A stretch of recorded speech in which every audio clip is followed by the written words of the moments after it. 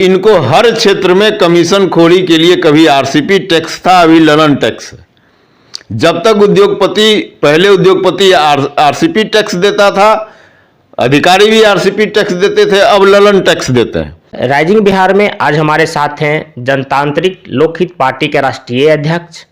बिहार वासियों और उत्तर वासियों पर लगातार जो विवादित बयान आ रहा है, इस पे क्या कहते हैं?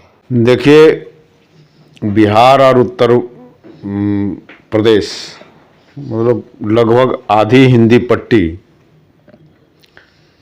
के लोग बड़ी मात्रा में रोजगार के लिए पलायन करते हैं। और जो समुद्री तट का इलाका है, जहां समुद्री व्यापार की सुविधा है, जो लैंडलॉक स्टेट नहीं है भारत में, वहाँ के विकसित महानगर औद्योगिक क्षेत्र में लोग यहाँ मजदूरी करने जाते हैं। तो कभी कभी जब संसदीय राजनीति गरमाती है तो कुछ लोग उत्तर भारत और दक्षिण भारत का मुद्दा बनाना चाहते हैं। भारत में 3 तरह की पॉलिटिक्स लोगों को बहुत भाता है। एक धर्म की पॉलिटिक्स,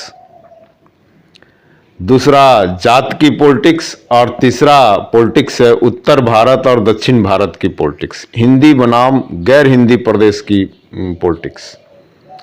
तो अभी हमारे डीएमके के जो सांसद हैं दयानिधि मारन जी, पूरे संसदीय राजनीति को आगामी लोकसभा चुनाव में मुद्दा गैर हिंदी और हिंदी प्रदेश का हो जाए, इसके लिए वो बराबर बयान दे रहे हैं बिहार और यूपी के मजदूरों के बारे में, बिहार और यूपी के प्रवासी मजदूरों के बारे में।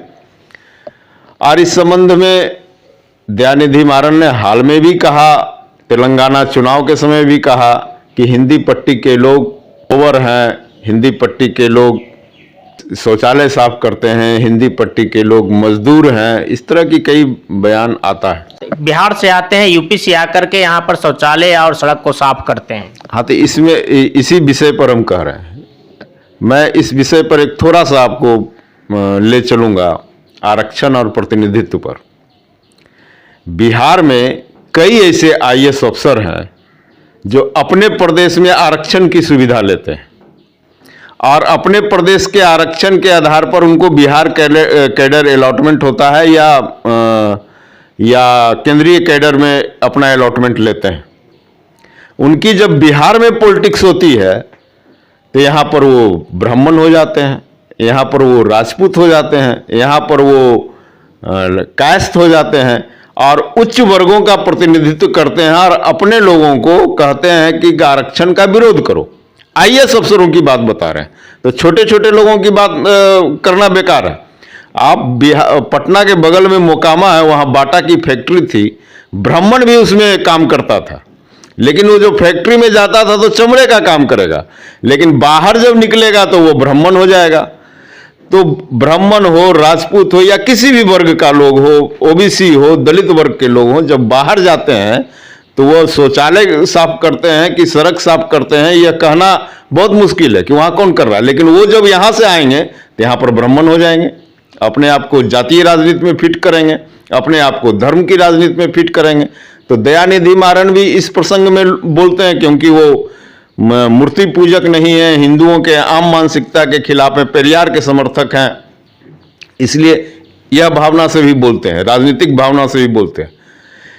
बिहार और उत्तर प्रदेश के नेता अगर टिप्पणी करते हैं, छिछोरी राजनीति करते हैं, तो उनको शर्म से डूब मरना चाहिए, चुल्लू भर पानी में डूब मरना चाहिए। 30 वर्षों से उत्तर प्रदेश और बिहार में लगभग बैकवर्डों की सरकार है जी। योगी की सरकार जो है वो अभी शुद्ध रूप से वहां के कुर्मी, वहां के कोयरी, वहां के कछवाहा, वहां के जाठों की सरकार है, प्रतिनिधित्व करती है, लोग वोट देते हैं, मुस्लिम महिलाएं वोट देती है योगी जी को। लेकिन ये लोग क्या करते हैं, कोई रोजगार का धंधा नहीं है, मंदिर बनाओ, मस्जिद बनाओ, ऊंचा वर्ग नीचा वर्ग, इसी की राजनीति पूरे 2 प्रदेशों में ज्यादा होती है। ये लोग रोजगार नहीं पैदा करते हैं।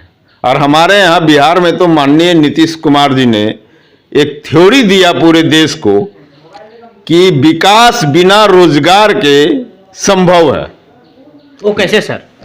वो मैं बताता हूं। विकास बिना रोजगार के संभव है, यह थ्योरी नीतीश कुमार ने पूरे भारत को दिया। और किया क्या? सेंटिमेंट की राजनीति करवाया कि हम पढ़े लिखे हैं, पहली बात, हम जो भी करेंगे अच्छा करेंगे। दूसरा, उन्होंने कहा कि इंफ्रास्ट्रक्चर डेवलप करो। बिहार में जरूरत भी थी इंफ्रास्ट्रक्चर को डेवलप करने के लिए, लेकिन बिहार में इंफ्रास्ट्रक्चर के डेवलपमेंट के साथ साथ यहां बंद पड़े सूती मिल, बंद पड़े कागज मिल, बंद पड़े खदानों का और बंद पड़े कई इंडस्ट्रीज का, गन्ना इंडस्ट्रीज का विकास भी होना चाहिए था। यहां पर जलीय संसाधन इतना ज्यादा है, जल इतना ज्यादा है, पानी इतना ज्यादा है कि पनबिजली परियोजनाओं पर काम होना चाहिए था। यहाँ के कुछ इलाके ऐसा है जहां की दिन में कम से कम 8 घंटे धूप आती है, वहां सोलर पावर प्लांट लगना चाहिए था। लेकिन नीतीश कुमार ने इन सारे चीजों को फेल कर दिया। कोई औद्योगिक क्षेत्र में काम नहीं किया। ये साल में एक बार निवेश के नाम पर लंबा चौड़ा बिहार सरकार का बजट खर्चा करते हैं और होता है कुछ नहीं। इनको हर क्षेत्र में कमीशन खोरी के लिए कभी आरसीपी टैक्स था, अभी ललन टैक्स है। जब तक पहले उद्योगपति आरसीपी टैक्स देता था, अधिकारी भी आरसीपी टैक्स देते थे, अब ललन टैक्स देते हैं। तो ललन टैक्स और आरसीपी टैक्स के बाद इनके पास कुछ बचता नहीं। मजबूरी है कि बिहार के लोग काम करने के लिए बाहर जाते हैं, वो शौचालय साफ करते होंगे, चाहे कुछ करते होंगे। लेकिन यहाँ के नेता अगर छिछोरी पॉलिटिक्स इस पर करते हैं, कोई दक्षिण भारत का लोग बोल दिया, या मुंबई में कभी राज ठाकरे ने ही हिंदी पट्टी के लोगों के बारे में बोल दिया और लोग यहाँ छिछोरी राजनीति शुरू कर देते हैं। चुल्लू भर पानी में डूब पड़ो कि तुम्हारे हिंदी पट्टी और तुम्हारे राज्य के मजदूरों को लोग गाली दे रहा है, इसलिए गाली दे रहा है कि तुम कोई रोजगार पैदा नहीं किया और प्रधानमंत्री बनने का दावा करते हो। जी। रोजगार कुछ नहीं, तुम्हारे यहां से प्रवासी मजदूर हैं भारत के कई राज्यों में, और तुम प्रधानमंत्री बनने का दावा कर रहे हो, कह रहे हो कि बिहार में जो है सो है, बिहार विश्व का गुरु रह चुका है, बिहार शिक्षा का केंद्र। अरे सारे चीज खंडहर हो गए। नालंदा विश्वविद्यालय, तक्षशिला विश्वविद्यालय, विक्रमशिला विश्वविद्यालय अब खंडहर है। नया कोई यूनिवर्सिटी बताओ ना जहां की सेमेस्टर सही ढंग से लागू होता हो, शैक्षणिक सत्र सही ढंग से चलता हो, समय पर चलता हो। यहां कुछ नहीं, बड़े बड़े घोटालेबाज यहां कुलपति हैं। तो शिक्षा नहीं है, रोजगार नहीं है, यहां स्वास्थ्य की सुविधा नहीं है, यहां शिक्षा की सुविधा नहीं है, यहां रोजगार की सुविधा नहीं। तो लोग जा रहे हैं और आप कह रहे हैं कि हम बहुत सुलझे हुए लोग हैं, प्रधानमंत्री बनने के लायक हैं, प्रधानमंत्री में मेरा नाम पेश किया जाए। कुछ लोग कहते हैं कि हम सामाजिक न्याय के पुरोधा हैं और परिवारवाद को संचालित करते हैं। बिहार में कोई ऐसी राजनीतिक पार्टी, जदयू, भाजपा, राजद, भाजपा और कांग्रेस भी सत्ता में रह चुकी है। ये अब नया दिवा स्वप्न क्या दिखाएगी बिहार के लोगों को? इसलिए इन लोगों को शर्म आना चाहिए, चुल्लू भर पानी में डूब मरना चाहिए कि दयानिधि मारन अगर हिंदी पट्टी के लोगों को, बिहारियों को अगर गाली देता है तो आपको चुल्लू भर पानी में डूब मरना चाहिए। आपने रोजगार पैदा नहीं किया, आपने शिक्षा की स्थिति नहीं सुधारी, आप स्वास्थ्य की स्थिति नहीं सुधारे। अगर बिहार में स्वास्थ्य की स्थिति सुधर जाती तो यहाँ मेडिकल टूरिज्म एक बहुत बड़ा व्यवसाय होता, लेकिन यहाँ तो ठग पड़े हुए हैं। क्या संदेश देना चाहते हैं? बिहार और यूपी के युवा भाजपा, कांग्रेस, जदयू, राजद, सपा को छोड़कर वोट दे।